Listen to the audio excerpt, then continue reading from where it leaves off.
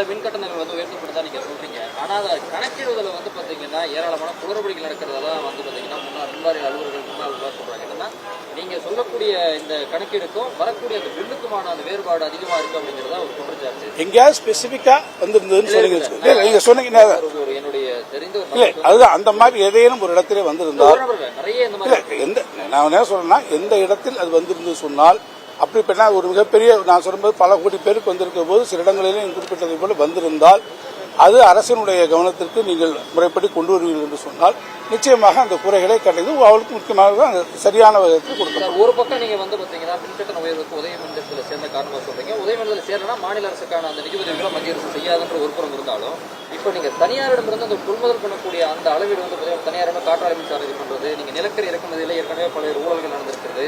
இப்பயும் அதிக விலைக்கு நிலக்கரி இறக்குமதியிலே ஊழல் நடந்திருப்பதாக சொல்லப்படக்கூடிய ஆண்டு காலம் யாருடைய ஆட்சி சொல்லுங்க சொல்லுங்க. கடந்த அதிமுக ஆட்சியில அதனால்தான் நான் பேசும்போது கூட நான் உங்களுக்கு சொன்னேன் அதுல எந்த விதமான ஒரு இது வராமல் இப்போது வந்து நாங்கள் என்ன மெக்கானிசத்திற்கு போயிருக்கோம் என்பதை நீங்கள் பார்த்திருப்பீர்கள்.